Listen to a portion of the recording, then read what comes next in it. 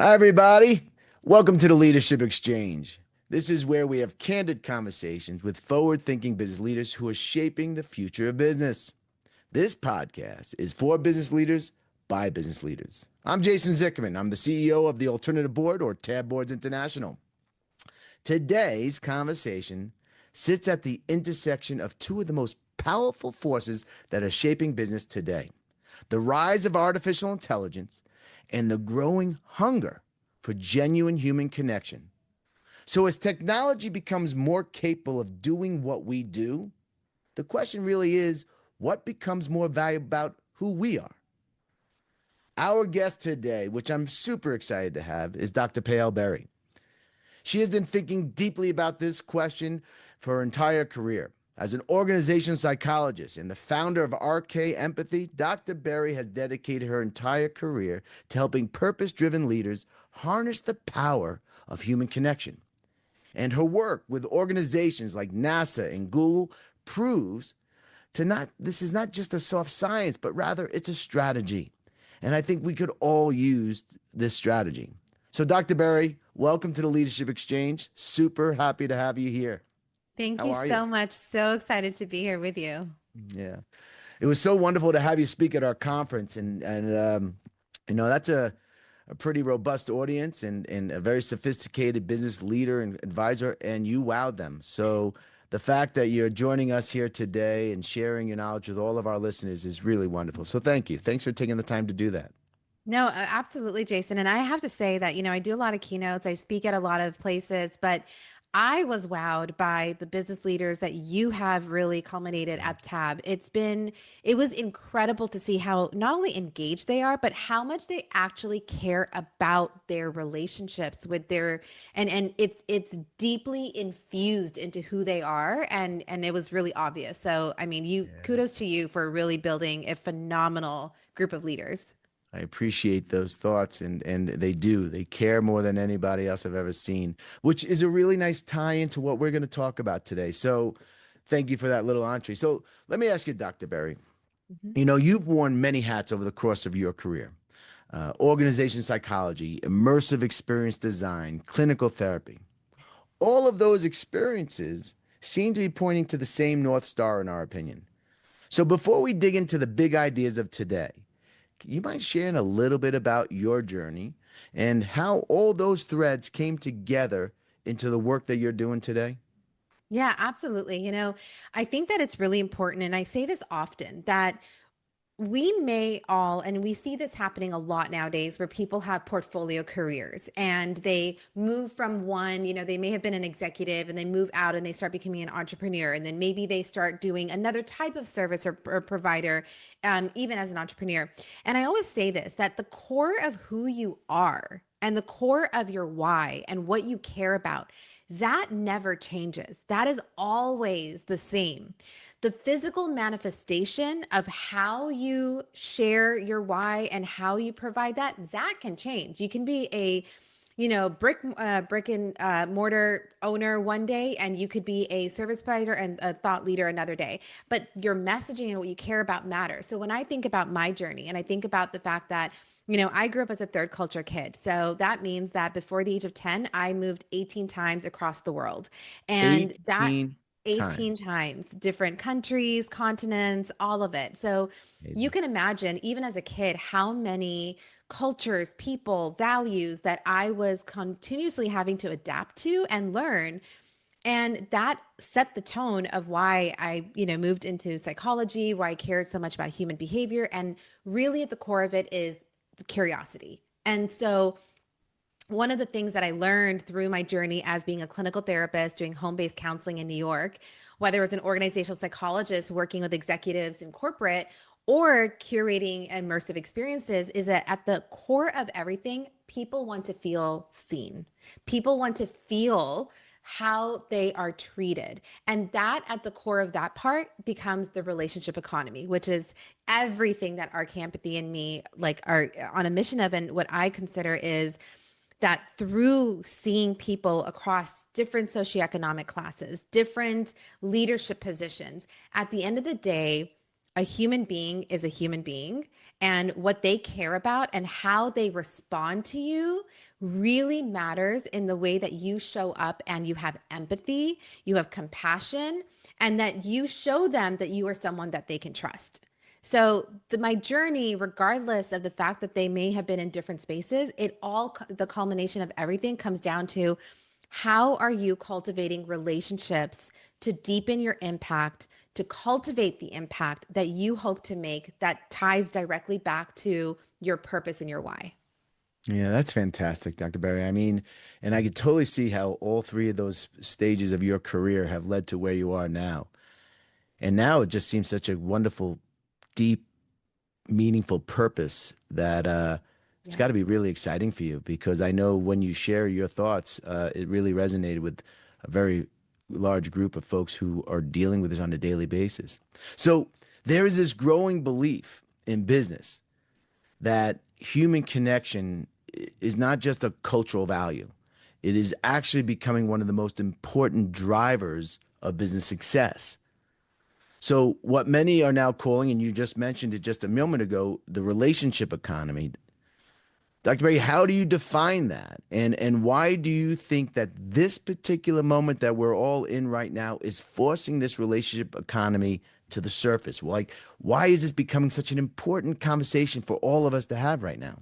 Oh my goodness. This is, I would say, the most pivotal conversation that people can be having. And the reason is, well, first of all, the way that I define the relationship economy is recognizing that relationships are not a soft benefit. It is the pure benefit. It is the advantage. It is the intention behind everything that you do. There is And no business in this world. There is no like connection in this world. There's no product in this world that can actually have success if the relationship with your customer, your stakeholder, your leadership, your team isn't built off of true, genuine connection and trust.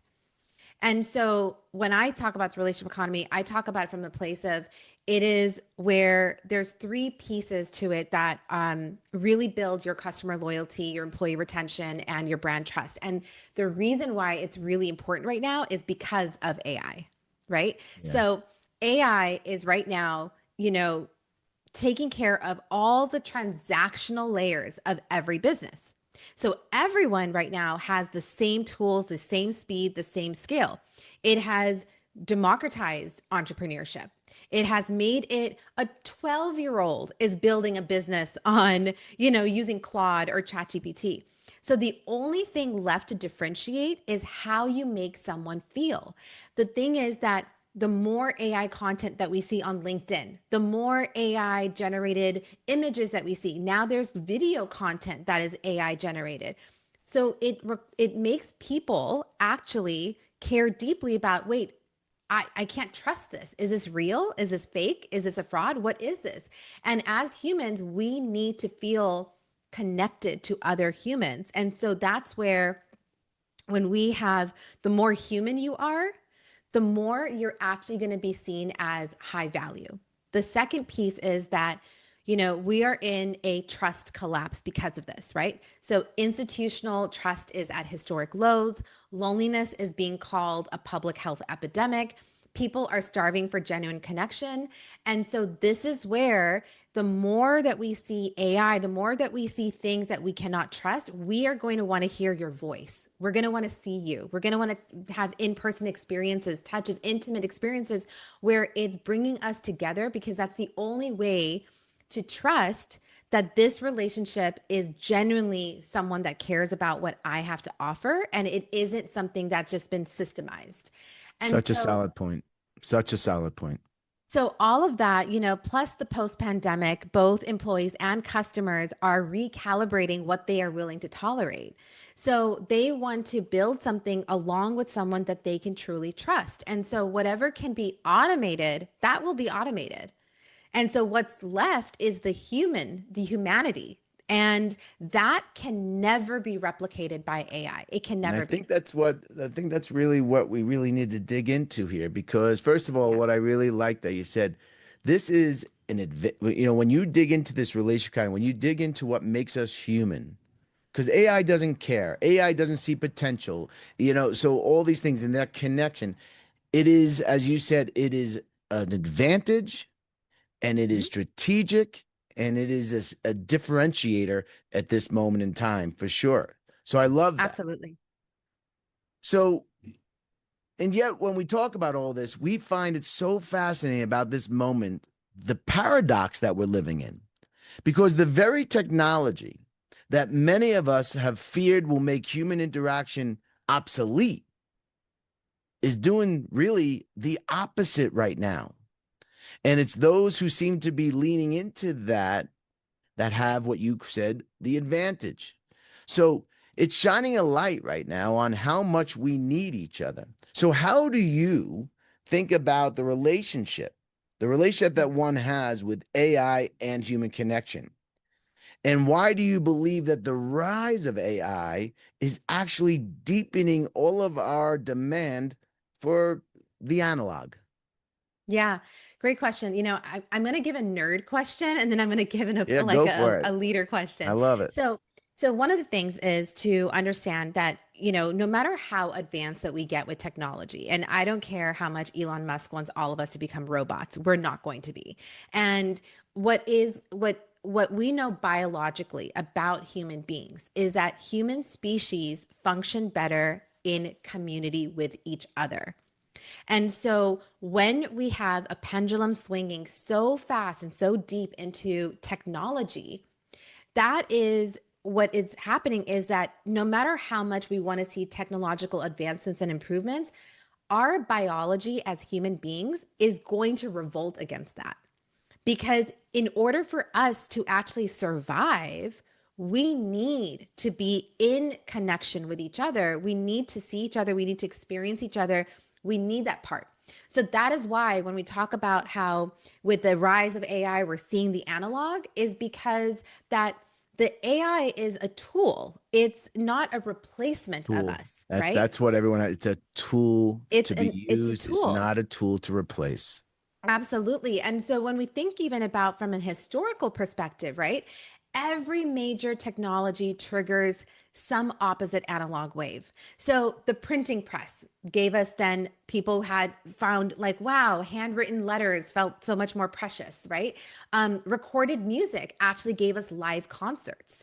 Texting now is, and we're seeing AI, now we're seeing a rise in intimate dinners for leaders, entrepreneur dinners, and things that are not necessarily large scale of conferences, but things that are more intimate of people are craving. They are what I would say it's like you're in the Nile or you're in the Sahara Desert and you haven't had water in a month and you're dehydrated and that analog piece is providing you the water that just quenches that thirst that you've had. And so because AI can write, it can advise, and it can simulate, what you need, it forces the question that we have, we have to kind of like look at here, which is what is distinctly, irreplaceably human? And that is the presence, that's embodied trust, that is judgment under uncertainty. You can have your AI create an entire, debrief off of an analysis that you want to do, a report that you want to build. But we know that you don't know what you don't know. So if this report is being generated by an AI, ChatGPT or whatever it is, unless the expert is able to review it and look at it, you can't actually trust that it's quality work. And so Absolutely. people are really, really looking for, and that's why we're seeing the explosion of, wanting to have in-person connections, in-person supper clubs, members only spaces, community businesses, retreats. We're seeing all of this. It's booming like crazy because AI cannot replace you as the expert, Jason, where it's like, okay, AI created this, but Jason, can I trust this? Can I And I'm trust only this? going to trust you. Right. Right. And it's interesting that this desire for the analog, there really is a quest. I mean, you're seeing people who are looking for unwired or whatever the word it would disconnected vacations. I Yeah. took, a short aside, 2 years ago, I took my family and a bunch of friends and kids camping and canoeing, and we were in Mm, an area where you couldn't have reception. So the cell phone was off. And at one point, the last night of the trip, we asked everybody, we said, what's your favorite part? And all the kids, we want to know what they did. And do you know that each of them said not being on the phone and being disconnected? The kids were saying that. There's I such a believe it. thirst for this Yeah. human connection. And I think we're just starting to realize how darn important it is, you know? Yeah. You bring up a good point. Actually, what we're seeing in data, what we're seeing in statistics, everything in research is so Gen Z is and the younger generation, Gen Alpha. So Gen Z actually has brought back the cord phones that you had in the homes, the landlines. They're connecting it to their phones and they're leaving their cell phones separately, but they're holding that phone again. Walkmans are becoming popular again. In fact, there's now a phone, I'm forgetting the name of it, but it's a phone that has No apps, no no apps. apps, Right. Yeah. yes, Yes. no, I've it's seen not a it. smartphone. And you know who sent it to me? My son. Yeah, So that fascinating. He's yeah, the one that told me, he's like, Dad, I think we should get these. yeah, So I know what you're talking about. It's yeah. really it's happening and it's really interesting. And I love that we're talking about it now. So you've been clear that just like you said, that AI is a tool rather Hmm. than a replacement. You've always been clear about that.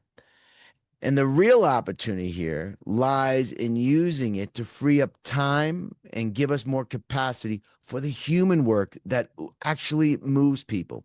So, what do you think a healthy relationship with AI looks like for a business owner, right? What should we be doing with it? So, because we got to be utilizing it. It's where it's going. If you're not using it, you're falling behind, and we all know that. But what is the relationship that we should be having with AI?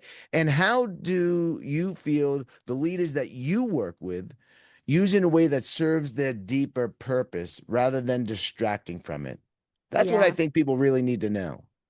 Absolutely. And, I'll share even personally, I use Claude and I've actually set up Claude Cowork. So it's not just using it from a chat perspective. My Claude Cowork has access to my calendar, to my email. I've scheduled so that every day, and I've created different agents. So I have a Claude agent that's my chief of staff. I have a Claude agent that's my sales generator. I have a Claude agent that's my marketing, for my Mm. podcast production, all of that. Now, what Claude, those different agents do is my chief of staff, for example, goes through my emails and goes through my calendar and sends me a Sunday debrief of what are my priorities for the week, what are my distractions for the week, and what are things that I need to completely make sure that I do not prioritize. What is top? It actually drafts my emails, responses to the people in my email inbox. It doesn't send anything. I have a lock on it that it is not allowed to actually send any emails. It can only draft the emails. My podcast producer in there is it looks at which podcast episodes guests do I have coming on. It does a full review. It creates the production content, the questions that I need to be asking, all of these things. So what that allows me to do now is I have saved myself maybe a good 20, 25 hours a week where all I am doing is I'm going to lunches, I'm going to coffees, I'm meeting with my clients in person. I am actually spending more time with my clients because I don't have to do all of this other legwork that would have taken up 20, 25 hours of my time.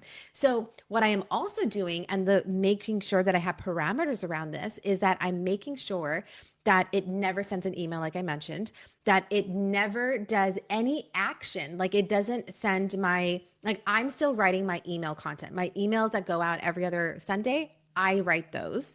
And it just schedules it into my email marketing. So, because I want to make sure that my voice is still my voice and it's not being, taken over by AI. But what AI Right. is doing is it's managing all of the logistical perspectives of things. And even when it creates a debrief, I review it first. So one of the things that's really important is that as you are giving more autonomy to your Claude or your ChatGPT and your agents to go do the work, you still want to make sure because AI still has it still can be lazy at times. and it can still pull things that is not real. So I you think, have to make sure that you're vetting it. You have to make sure that, is this actually, legitimate? Is this credible? Is this my voice? Can I say that? Because once I send this out, I am now like I am responsible for what is out there. absolutely you are. And Absolutely. so the responsible way to look at AI is, how can it leverage doing the work for you, but not actually build the relationship piece? Like, I'm the one who's doing the conversations. I'm the one checking in with my clients.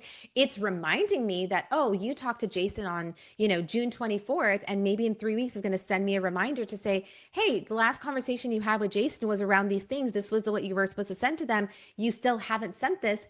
This is going to be priority for you this week. So Yeah.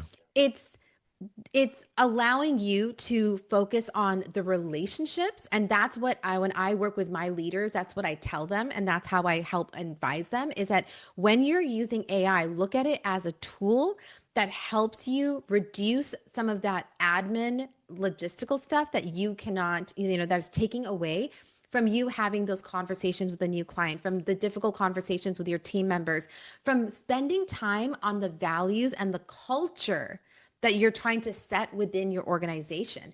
That's where you are needed, not in the, did I send this email or not? Yeah, I think you're really nailing it. At the end of the day, this efficiency should be giving you the room to double down on the connection. And 100%. the idea that you have in lunch, and I think all of us should take a page out of that book that you're talking about here, because it shouldn't be you become efficient so you be just continue to do more of those things. You should need to lean into that relationship side of things. You know, Dr. Bear, you might have heard me say this at the conference or maybe when we spoke, because I share it with anybody who will ever listen to it. But years ago, a very dear colleague and friend said to me, he said, Jason, and this is way before AI, I tell you that. He says, Jason, when it comes to relationships, never try to be efficient. Mm-hmm. And I thought that was a very, very powerful statement. I say it all the time, and I because I just think it really is, it says it all. It says it all that you need to know. AI is making us extraordinarily capable of doing more with less. But efficiency and genuine connection, they're at odds with each other, right? I mean, efficiency, because with a relationship, it's not efficient. It should be slow. It should be casual. It should be deep. So, what happens when leaders optimize for speed at the expense of depth? And what does it cost them in the long run? Gosh, Jason, first of all, I just want to validate what you just said, because I couldn't agree more with it. You cannot be efficient in your relationships. And one of the things that I think, when you try to optimize and you try to be efficient, what you're actually doing is you're eroding trust. And I say that because people can feel when you are just getting an automated message. People can feel it when you are, checking in every 2 weeks at the same time in the same day. They can feel that, like, okay, I'm going to get that same message again. And when you're not actually personalizing it, and you aren't, knowing, like, hey, this is what's going on in Jason's life, and I'm just going to check in. This isn't even I'm not here to use this as an opportunity movement. This is purely because I care about Jason. I care about, what's going on with him and his family and his life. And I simply just want to say, hey, Jason, how are things? Some Yeah. of the I'll tell you, I've had a long-standing client for about 4 years now, and it's a cybersecurity tech company out on the East Coast. And the leaders that I am, have the decision makers that I've had a great partnership with, earlier this year in March, I believe it was, one of them was happened to be out here in California. We ended up having, brunch. And he was mentioning and telling me about what was going on in his family. He had a death and he had a few things happen. And I very openly shared about what's going on in my family with my dad's diagnosis with cancer and all these things. And oftentimes, I think traditional, business from back in the day might have told you, keep business and personal separate, right? And you're going to look weak. They, oh gosh, now they're going to worry if you have capacity to support them anymore. If anything, by us having that human connection moment, it only strengthened our relationship to know, like, wow, he said to me, he's like, Pyle, you have it so polished. You're so like, you show up on the meetings, you're lively, you're giving your thoughts and you're advising. I had no idea you were holding so much weight behind this all. And that, just having that moment of being human with each other, just allowed us to look at, like, so think about what your employees may be carrying that they're not showing up and telling you about, and how that may be impacting the productivity and the work and what's going on. So when we allow Absolutely. each other to be human, we actually strengthen that. And now there's this genuinity of, you know what, I got to support you. Yeah. I'm going to help you through this. Like, what can we do? How can we make it a little bit? How can we back off on certain things? It allows you to just release a little bit of that weight. And so that's where we should look at our AIs to be efficient, but never lazy. We should never look at it where we've given AI complete authority, because you are still the leader. You are still the person in charge. That is just your team and your people and your clients. That relationship, that connection, it will erode trust and it will erode the relationship if they feel for a moment that you are just another, like, oh yeah, I got to check in with you, I got to do this. I had someone send me a text The- message on Sunday for Happy Father's Day, but it was an obvious forwarded that sent it to everybody. And also, yeah. I'm not a father, so why are you sending it to me? um so Yeah. Well, that that was a makes me mistake for then not sure. want to connect with them Right, more. of course. But the thing that also struck me when you talked about being able to show and be part of and share your human emotion, I remember a very important moment in my career.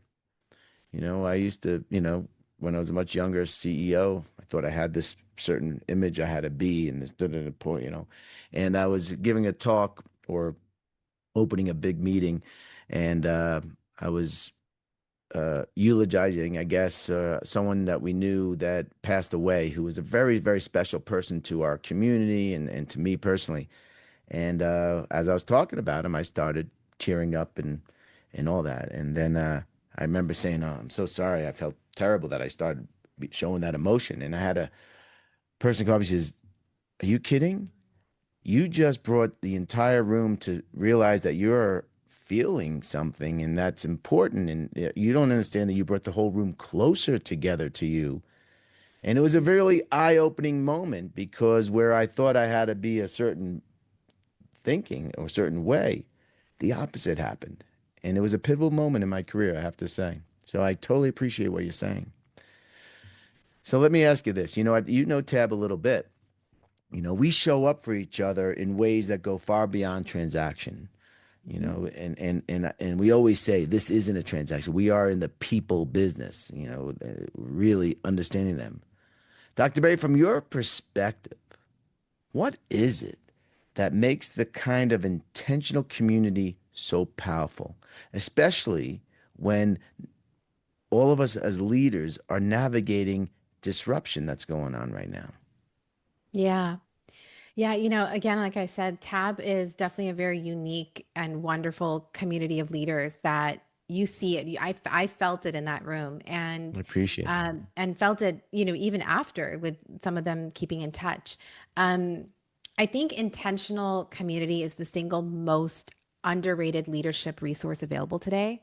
And I think that, disruption is isolating because you can't think clearly when you're carrying the weight of every decision alone, especially as, the CEO, or the when you're a franchisee and you have all the decisions weighing on you. It's a lot. So when you are in this place of disruption, of trying to figure out, small business, like, how is AI going to take over? Is AI going to come for other jobs? My budget that I have, what about my employees? All of these things, these intimate connection rooms gives leaders something that they can't get anywhere else, right? So it's the rooms where you can shed your tears. It's the rooms where you can be honest and vulnerable. It's really important that when we create these intentional communities that, can hold space for disruptions that are happening. So it's allows you to stop thinking that you're alone. And I think that's the most important piece, because CEOs are very lonely, and We it always doesn't say matter. it's lonely at the top. It's It's lonely very at the lonely at the top. top, right? Yeah. And it gives you permission to be honest. So, in a real community, you can actually say, you know what, I don't know, without losing standing. I'll give you another example. I'm actually part of this women's entrepreneur business community. It's got like 4,000 members part of it. And it's a really phenomenal community, because the culture has been definitely set in the room of this community, that you're allowed to show up and you're allowed to, come forward with, hey, I've got this business. This is what I'm asking. This is what I'm referring. There was someone who posted just a few days ago, sharing vulnerably, I'm building a brand new business, and I've been at it for about 9 months. We all know that when you're building a brand new business, that revenue doesn't always come right away. It takes time. So as I'm building this, I'm realizing that I actually do need to take on a part-time job. I need to take on some fractional work. I know this was very hard for me to post, because I know that we're all entrepreneurs and we're all at different places, but and my clients may be in here and seeing this, but this is something that's just I need to do, so that my scarcity doesn't come into place and doesn't allow me to build the business I want to do well. Right. There were 12 messages, comments that came to that message, every single one of them with a woman entrepreneur saying, hey, let me know, send me your calendar link. Let me know this. I might have somebody for you. Like, I don't have clients for you, but we have similar businesses. Maybe I can bring you on as a subcontractor. There was this notion of knowing that because she had lost some of her, clientels and things like that, and AI is disrupting right now a lot of businesses, and the No doubt about it. economy is tough, that people are really scared about potentially having their business collapse. Having community with others where you can be so honest, that is what's going to help leverage. So at Tab, the relationships that you're building in the room, those are going to pay dividends for decades to come. So No it's, doubt about that. And on yeah, top of it all, I think that when and Tab has thrived in these days, but regardless whether Tab or any other community that you're part of, it's important because in times of disruption, which we're in, you don't have to be alone during this. no. You could be talking to people who are navigating the same issues and traveling that same heroic journey as you are. So I absolutely and I think that's what we're trying to get to at the bottom of our conversation today, Doctor, is Yeah. is is how important connection and relationship is. And that this is not a nice to have, it's an absolute need to have. And it's not just a need to have, it's a strategy, it's an asset, it's what we should be leaning into in this time. Super powerful, super powerful. So doctor, you draw a distinction between relationships that are transactional, which we talked Mhm. about a bit ago, and those that are built with genuine depth. And I think that every business owner listening knows the difference when they feel that. You just know it, right? So even if they are struggling how to explain why that is, you know when there's a connection and you know when there's not. You were talking about just reading a text. You could just tell, right? I don't know what it is, but you can tell. So, what does it actually take to get there, right? What do the most intentional leaders that you have worked with, what do they do differently when it comes to relationship that matters most? So some of us, all of us could start taking a page out of the book and start bringing it to the forefront. What are the most successful ones doing? So there's a couple things, right? I think the question for your listeners to think about is that when you reach out, are you always reaching out because you need something? And if yes, just know that you're now creating a transactional pattern. That this person is just continuously now conditioned to know that the only time you're going to reach out to them is because you need something. Everybody listening, let me just say that what Dr. Payal just said is worth listening and writing down. If you're reaching out to your contacts and every time you reach out to someone is because you need something, you have been marked as that. So That is such an important point, doctor. Really. And the other piece about that is you never know which relationship is going to turn into an opportunity, turn into something that you can refer to.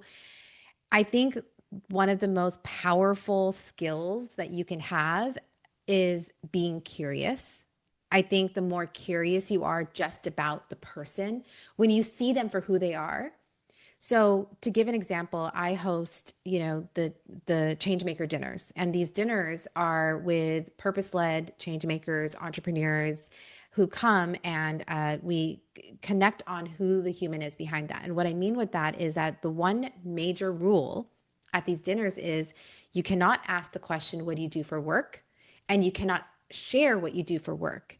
You are required to get to know them. And I have questions to help people through this, but get to know, where did this person grow up? What was their relationship with their grandmother? What movie is their favorite movie since they were a kid? What is that nostalgic smell that they smell that, it brings them back to this fond memory and they can never help it? Like every time they smell that cookie, it takes them back to a moment.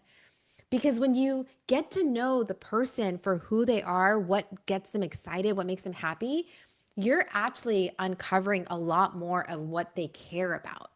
And then when you're connecting with them about, how's your dad doing? How's your daughter's graduation? I know you've got a wedding coming up for your son. And, I'm wondering, are you going to be serving those cookies that bring you back to that moment?